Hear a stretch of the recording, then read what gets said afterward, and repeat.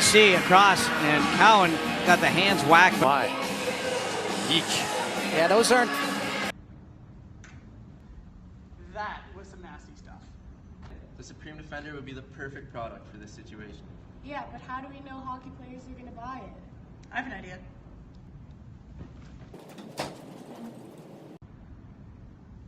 Perfect. So this is what we think, but maybe we should get some customers' opinions. How important is protection for players? I would say it's really, really important. I think it's pretty important. I think, like, considering how the game is kind of evolving, I think guys are getting like bigger and faster and stuff like that, and I think the game is just becoming more physical. I think it's definitely still very important. I think when you're playing a sport, you want to just be protected enough so that you can focus on the game, opposed to like worrying about any sort of equipment. Like flexibility in the glove to see if I'll be able to actually like hold it, stick with it. If it's durable, has a lot of protection, so I don't get holes in it or like break anything. First thing for me is comfort. I've always I've played hockey like all my life, and always comfort is first. Then protection. As a defenseman, you block a lot of shots, so you don't want to destroy your hands. And then stylings. And I need a glove that looks nice, something that you look down at and you're like, yes, that looks good. When picking out a hockey glove, I like to have it tight in the hand, but then loose in the wrist, so that I can have increased mobility in passing, shooting. You got to make sure your gloves look good on the ice, but besides that, you want to make sure it's feeling good. Lots of mobility, and you want to make sure that they're going to last you a long time. I would say weight, actually. I mean, being able to move your hands around really quickly, it translates to a big part of your game. Yeah, for me, I personally value something that is like not too bulky. Obviously, you still want it to be protective. That's actually a good question. Yeah. When I'm picking out a glove, actually, I just want to match with my uniform. Yeah, I right. really look at the quality, like that's what I should look at. Yeah. What are some issues you have when picking out a hockey glove? For me, they can't be too short, so I have to have them covering my wrist length because wrist injuries, like, you can break your wrist pretty easily if a puck hits you, so I need my gloves to be longer. Picking out a glove, I mean, I think probably fit is just one. I mean, finding one that's just like, you know, the right size. It's like when you try on a pair of shoes, you want it to, you know, fit, you know, well to your foot. And I tend to look for the feel. I'm not too big on the bulkiness of them. I mean, most equipment in general is really stiff. When you got to first break it in. That's probably the most annoying thing for everything. How much extra would you be willing to pay for extra protection in a glove?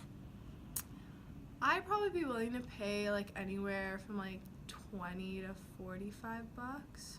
I'd be willing to pay over 200. I'd be willing to pay actually like $50 to $100 more because like it hurts like hell. Probably around that 200, a little bit more than that range. I'd probably be willing to pay like anywhere from like 20 to 45 bucks. I've hesitated to block a few shots to save my hands, that's for sure. To be honest, no. I think when you're in a game situation, there's so much adrenaline rushing that personally when I play, safety kind of isn't something I think about. Maybe not certain plays, but if I'm in front of our net in our end and I have to block a slap shot from one of, say we see one of the girls and they're a really good player and they have a really wicked slap shot, I might not want to stand in front of them if I feel like my equipment won't be strong enough. Definitely, yeah, like taking a breakout pass if I'm playing on the wing or something. You definitely know that, especially in contact, you know that a guy's coming up. And a lot of times I'll like even pull my hands back or I turn a certain way so you avoid the hit.